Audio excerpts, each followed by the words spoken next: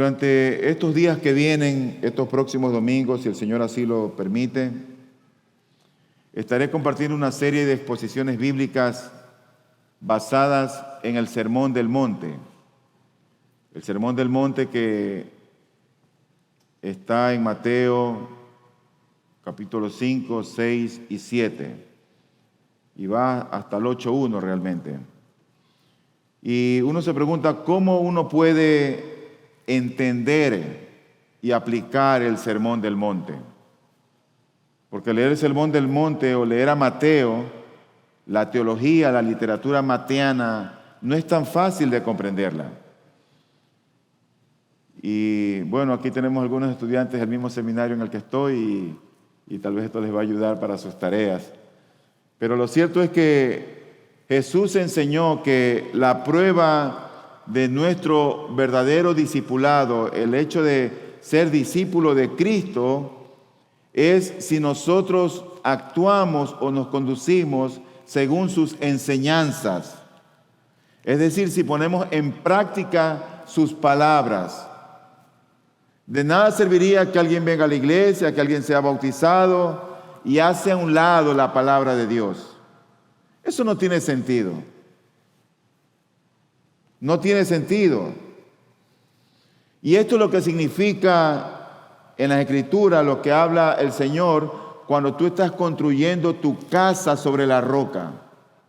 Dice la Escritura en Mateo 7:24, por tanto, cualquiera que oye estas palabras mías y las pone en práctica, será semejante a un hombre sabio que edificó su casa sobre la roca.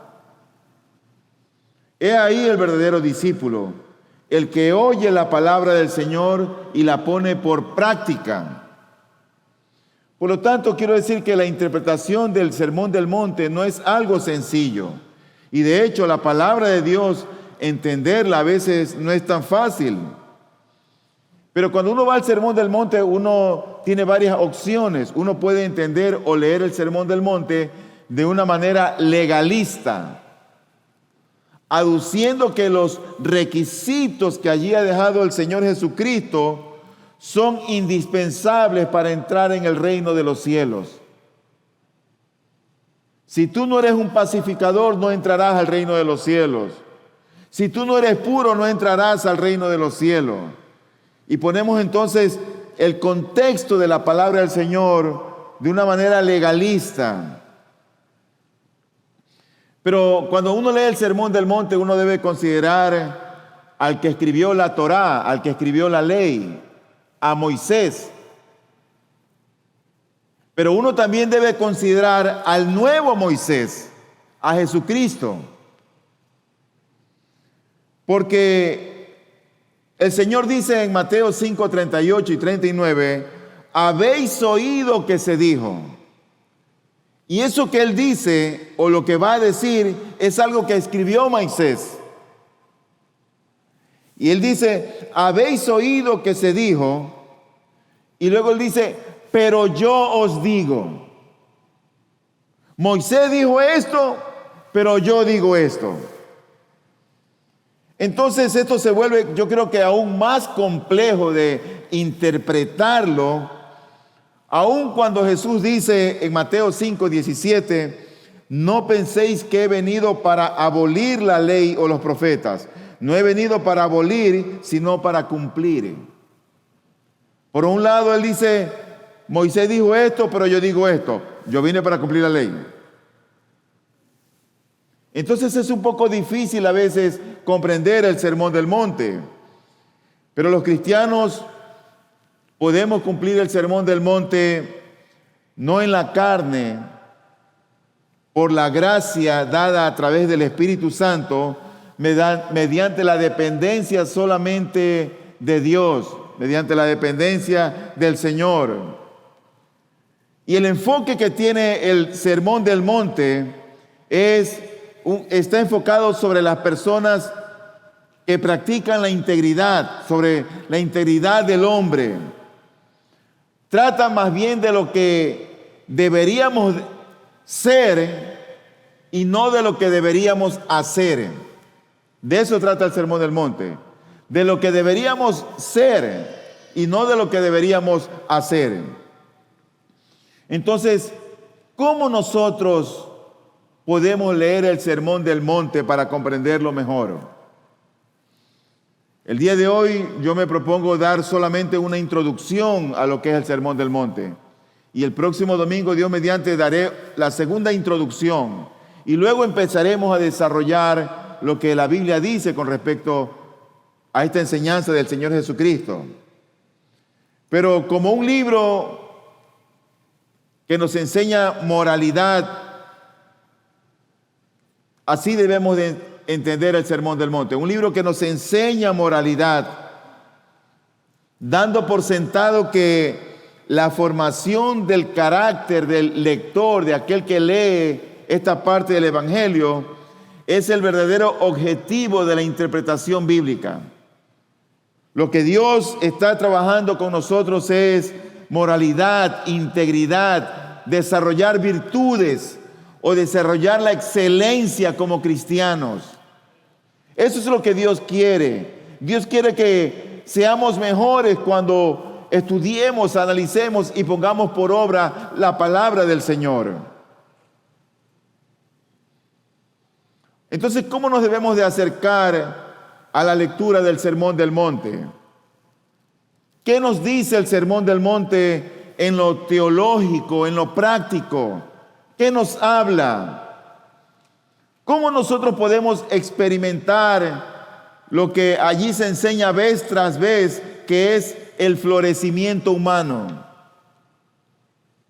¿Cómo podemos nosotros llegarlo a alcanzar? Uno lee la Biblia, uno lee esta porción de las Escrituras y uno se pregunta, ¿qué es la felicidad? ¿Qué es el shalom? ¿Qué es la beatitud? ¿Y cómo se obtiene, cómo se sostienen esas cosas en el creyente?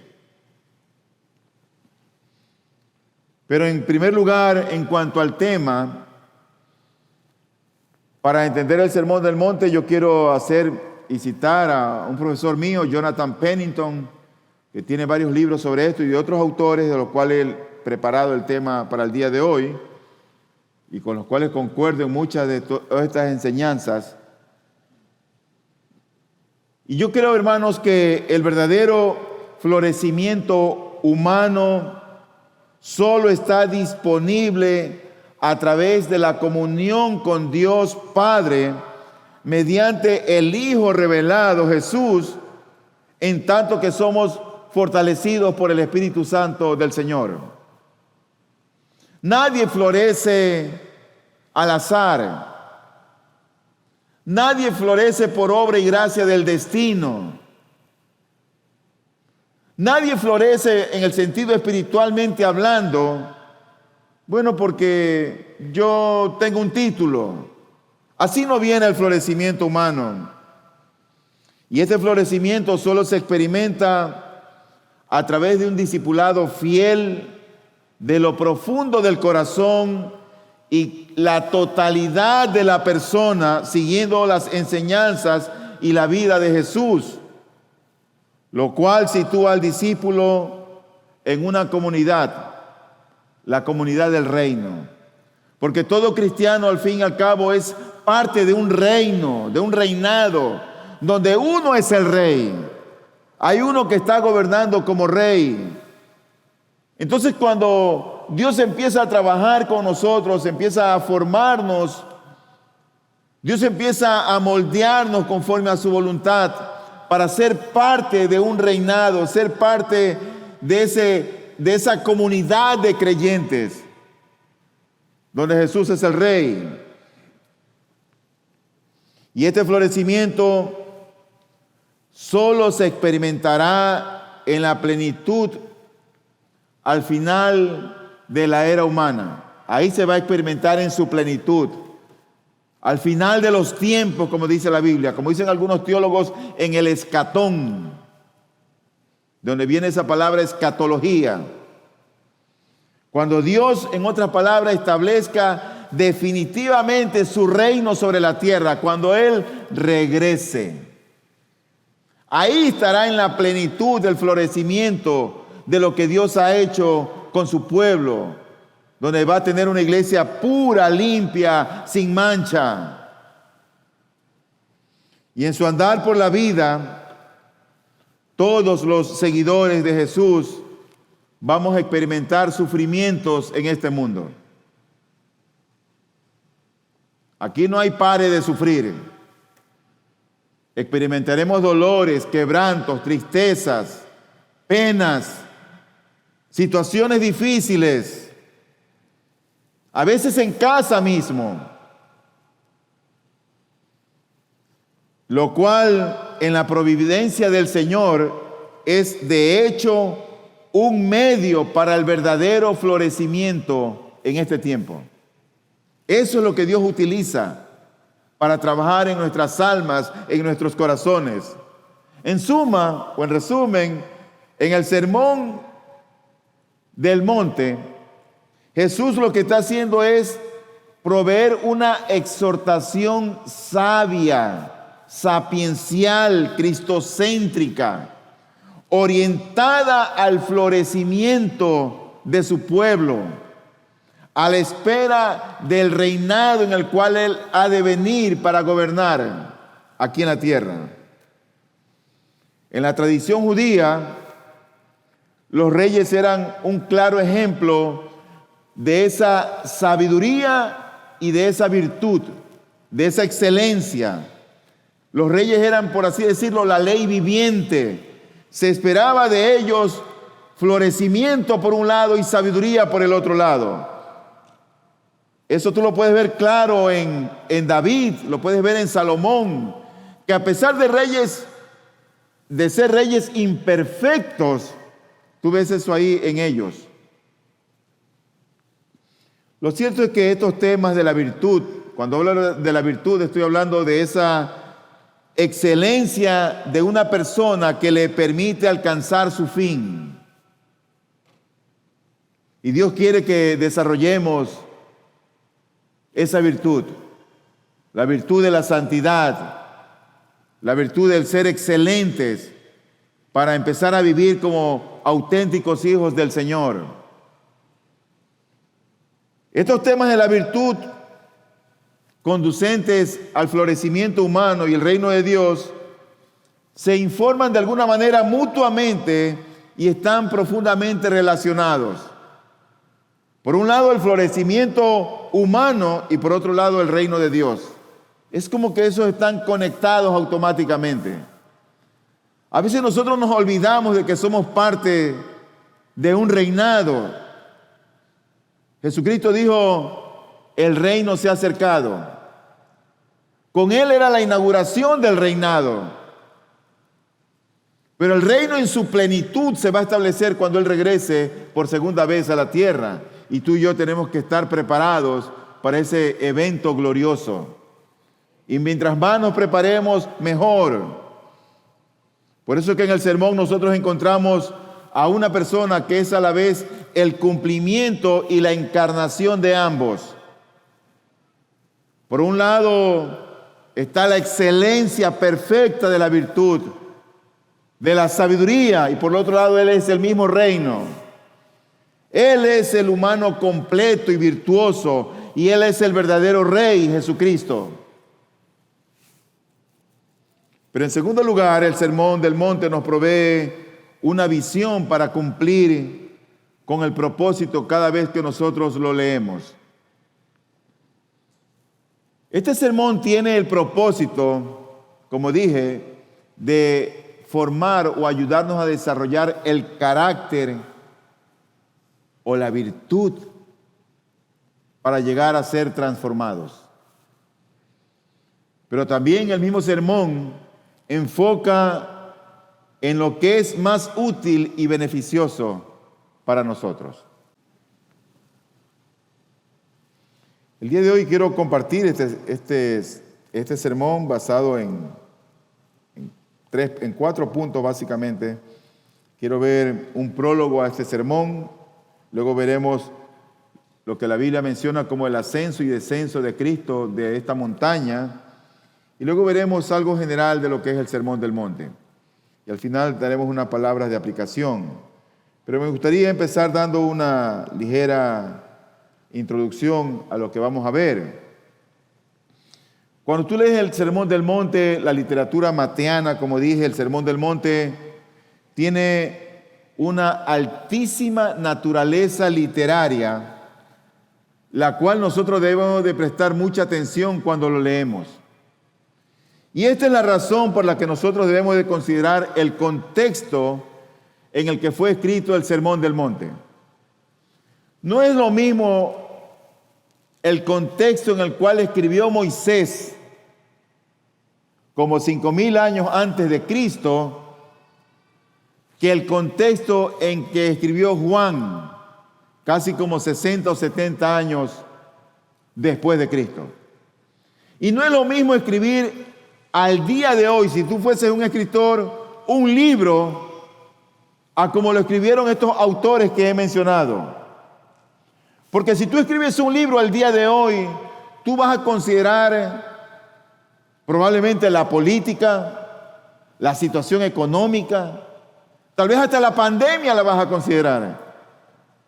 Hay un escritor que me gusta leer, el doctor Martin Lloyd Jones, y cuando uno ve sus escritos, yo veo que le afectó la Segunda Guerra Mundial, porque este fue un hombre que estuvo durante ese tiempo, y en sus escritos a veces él menciona ese tema.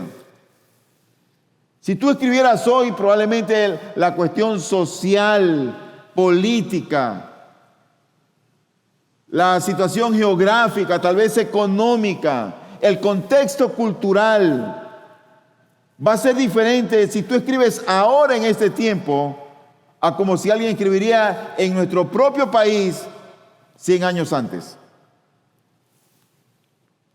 Por eso, para entender el Sermón del Monte, nosotros debemos de comprender el contexto, el trasfondo en el cual fue escrito esta palabra.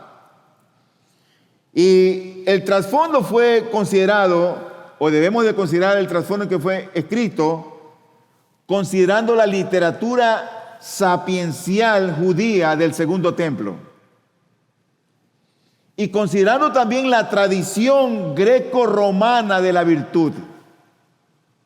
¿Qué quiere decir eso? Pastor, me está confundiendo. Bueno, no es complicado. Voy a tratar de enseñártelo rápidamente. Este contexto enciclopédico y cultural del Sermón del Monte produce en el pueblo del pacto realmente virtudes que empiezan a ser evidentes en aquel que las practica.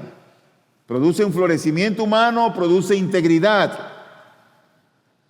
El primer contexto que mencioné tiene que ver sobre la historia de Israel, sobre esa literatura sapiencial judía del Segundo Templo. Hoy se habla mucho, no del primer templo, sino del Segundo Templo. El Segundo Templo es una época que va desde el retorno del exilio del pueblo judío, que fue más o menos en el siglo VI antes de Cristo, hasta la segunda destrucción del templo en Jerusalén en el año 70 después de Cristo. Ese periodo entre la destrucción en la construcción del segundo templo hasta la destrucción por segunda vez es lo que se conoce como el periodo del Segundo Templo. Fue el tiempo en que vivió Cristo, en que vivieron los apóstoles. Pero había también cierta influencia de Grecia, que había sido la potencia mundial. Roma en ese momento era la que gobernaba, la máxima potencia. Y todo esto influenciaba en la gente que vivía en aquel entonces. Si tú vas a Génesis capítulo 1, del 1 al 11, tú te vas a dar cuenta que el hombre falló en su amor a Dios y en su amor al prójimo. ¿No es cierto? Es evidente que nuestros primeros padres y todos los que vinieron de ahí fallaron en su amor a Dios y en su amor al prójimo. La mente fue oscurecida, el corazón fue entenebrecido, endurecido, y lo que vino fue muerte en lugar de una vida floreciente. vino miseria, pero la gran esperanza que se entreteje en los relatos de la historia de Israel, de los escritos proféticos que acompañan a toda esta nación, es que Dios finalmente va a llevar a cabo la restauración del estado edénico, de como lo que ocurrió antes de la caída. Dios prometió restaurarlo.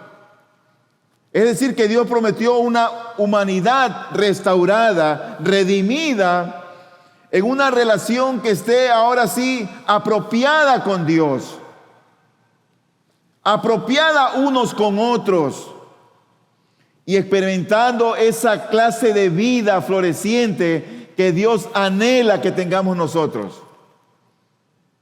A pesar de que el hombre cayó, pecó y decepcionó a Dios, Dios ha mostrado misericordia, indicando que va a hacer nuevas todas las cosas y a restaurarlas. Por ejemplo, en Isaías capítulo 65, del 17 al 25, Él dice lo siguiente, Él dice: pues he aquí yo creo cielos nuevos y una tierra nueva, y no serán recordadas las cosas primeras, ni vendrán a la memoria. Pero gozaos y regocijaos para siempre en lo que yo voy a crear. Porque aquí voy a crear a Jerusalén para regocijo y a su pueblo para júbilo. Me regocijaré por Jerusalén y me gozaré por mi pueblo. No se oirá más en ella voz de lloro ni voz de clamor. No habrá más allí niño que viva pocos días, ni anciano que no complete sus días. Porque el joven morirá a los 100 años y el que no alcance los 100 años será considerado maldito. Construirán casas y las habitarán, plantarán también viñas y comerán su fruto. No edificarán para que otro habite, ni plantarán para que otro coma. Porque como los días de un árbol, así serán los días de mi pueblo. Y mis escogidos disfrutarán de la obra de sus manos. No trabajarán en vano, ni darán a luz para desgracia, porque son la simiente de los benditos del Señor, ellos y sus vástagos con ellos. Y sucederá que antes que ellos clamen, yo responderé.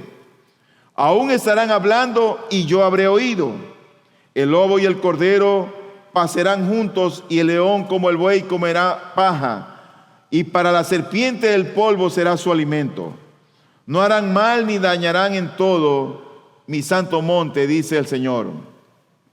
Es sobre ese trasfondo que se escribe el Sermón del Monte. Eran tiempos de alguna manera turbulentos, donde los hombres estaban acostumbrados a tropezar en la vida. Aunque había devoción religiosa y había temor al Señor, los hombres tropezaban y tropezaban en la vida. Por eso es que, basado en el inminente retorno de Jesucristo, es que Juan el Bautista empieza a predicar y a enseñar que la gente debe arrepentirse de su mala manera de vivir. Dice la Biblia en Mateo 3, 1 y 2, en aquellos días llegó Juan el Bautista predicando en el desierto de Judea, diciendo: arrepentíos porque el reino de los cielos se ha acercado. Pero Jesucristo también, anticipando o anunciando su reinado futuro, Él empieza a enlistar, a agrupar a ciertos hombres para que abandonen su forma de sustento, su forma de vivir, y lo empiecen a seguir a Él. Por ejemplo, en Marcos 1, del 16 al 20, dice: mientras caminaba junto al mar de Galilea, vio a Simón y a Andrés, hermano de Simón, echando una red en el mar porque eran pescadores. Jesús les dijo: seguidme y yo haré que seáis pescadores de hombres. Y dejando al instante las redes, le siguieron. Yendo un poco más adelante, vio a Jacobo, el hijo de Zebedeo, y a su hermano Juan, los cuales estaban también en la barca remendando las redes. Y al instante los llamó. Y ellos, dejando a su padre Zebedeo en la barca con los jornaleros, se fueron tras él. La Biblia está anunciando el retorno de Cristo. Juan, que está apercibido, empieza a predicar: arrepiéntanse. Cristo, que está apercibido porque viene del cielo, empieza a agrupar a personas para que le sigan. Pero entonces, ese es el trasfondo de lo que se conoce como la literatura sapiencial del segundo templo. Eso era lo que se vivía en el pueblo judío. Pero ¿qué influencia tiene en este sermón la tradición greco-romana de la virtud, como se la conoce? Cuando yo hablo de virtud, hablo de esa sabiduría que es practicada y desarrollada en el ser humano. Dios nos llama a vivir con sabiduría en esta vida, a ser sabios en nuestras decisiones, en las cosas que hacemos.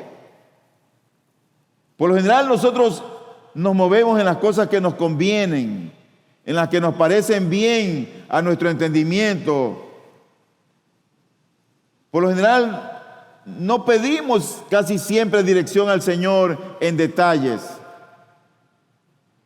La gente se casa y no pide dirección a Dios. Y después están en problemas en los matrimonios. La gente arma vuelos, arma negocios y no lo hacen con sabiduría. Bueno, cuando yo hablo de la virtud, es esa sabiduría practicada y desarrollada.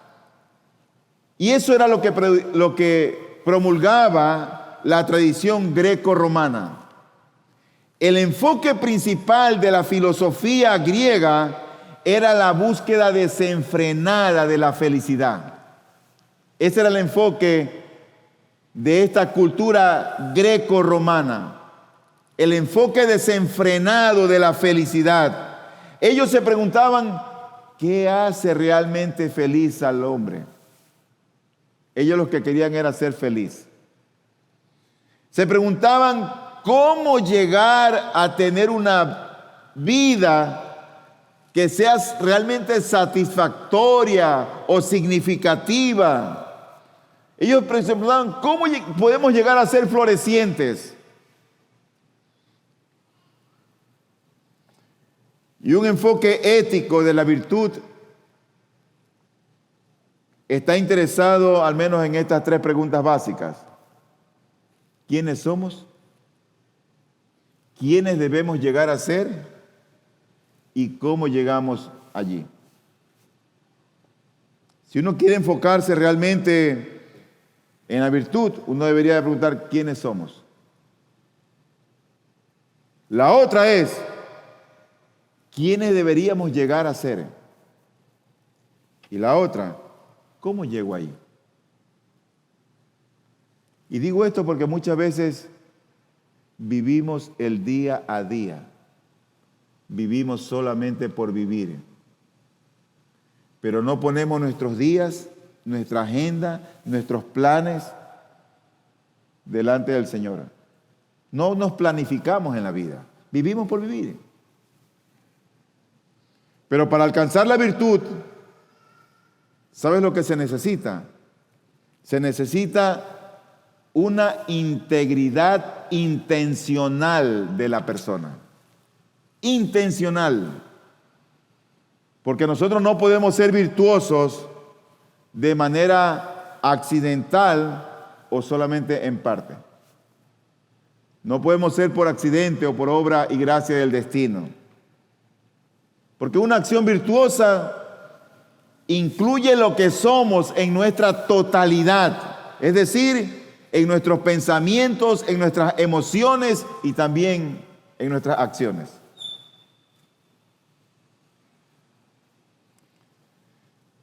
Habiendo hecho esta pequeña introducción, que puede parecer pesada,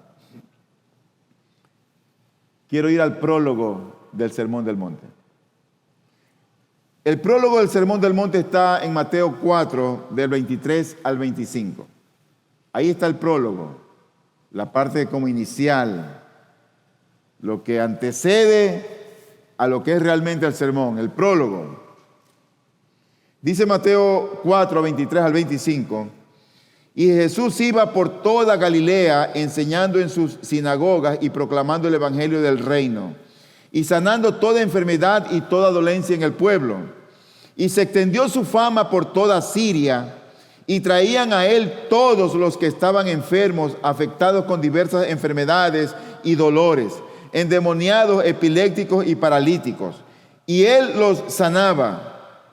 Y le siguieron grandes multitudes de Galilea, Decápolis, Jerusalén y Judea, y del otro lado del Jordán. ¿Sabe cuál es la frase que sobresale aquí? El evangelio del reino. Esa es la frase que sobresale. El evangelio del reino. Dice la Biblia, y Jesús iba por toda Galilea enseñando en sus sinagogas y proclamando el evangelio del reino. Y eso es lo que tú y yo tenemos que hacer. Anunciar el evangelio del reino a nuestros vecinos, a nuestros familiares, a nuestros compañeros de estudio, a nuestros compañeros de trabajo.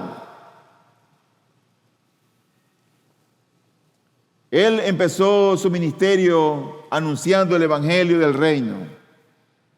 Más adelante, en el versículo 35 del capítulo 9, se vuelve a repetir esta misma frase. Dice la Escritura, y Jesús recorría todas las ciudades y aldeas, enseñando en las sinagogas de ellos, proclamando el evangelio del reino y sanando toda enfermedad y dolencia. Él, antes de sanar, enseñaba el evangelio del reino, proclamaba el evangelio del reino, anunciaba el evangelio del reino. El reino se había inaugurado con él, pero el reino iba a ser instaurado al fin de los tiempos, cuando él regrese por segunda vez a la tierra. Este es, por así decirlo, el inicio del ministerio del Señor. Él empieza enseñando, proclamando y sanando. Su obra fue realmente portentosa, gloriosa. Pero parece que sus oyentes se enfocaron en el beneficio físico. Se enfocaron en los milagros y en las sanidades. En eso se enfocaron. Eso solamente era un testimonio, una prueba elocuente de que Él era el Dios hecho carne, de que Él era el Dios hecho hombre. Pero ellos se enfocaron en lo secundario y no en lo primario. Lo primario era la enseñanza. Por eso es cuando hay estas grandes campañas de avivamientos y sanidades, todo el mundo va y todo el mundo quiere un milagro. Y a veces reciben el beneficio y se olvidan de la enseñanza. Por lo tanto, tú ves aquí que la intención del Señor fue convocar a sus oyentes, los cuales empezaron a acercarse hasta formar una grande multitud. Pero esa multitud fue una multitud que buscaba un beneficio, que buscaba milagros. En segundo lugar, quiero compartir con ustedes acerca de lo que la Biblia dice del ascenso y descenso de este monte sobre el cual Jesucristo dio esta enseñanza. Dice Mateo 5, 1 y 2. Y cuando vio las multitudes, subió al monte. Y después de sentarse, sus discípulos se acercaron a él y abriendo su boca les enseñaba diciendo. Y empezó ahí su sermón. Él, antes de empezar, él sube al monte y empieza a enseñar. Sube, en otras palabras, a esta montaña, a esta colina, para dar instrucciones, para dar su primer discurso. Habría tiempo después para los milagros, pero ahora quería enseñar. Y es cuando ve a la gran cantidad de seguidores, a esa multitud que Él empieza a abrir su boca y empieza a enseñar. Era hasta cierto punto una clase de enseñanza desconocida. La gente oye, ¿y qué es eso? Como en la primera parte de mi sermón, que tal vez, ¿y eso? Así estaban ellos también. ¿Y qué es eso? Era una enseñanza desconocida, pero repleta de poder.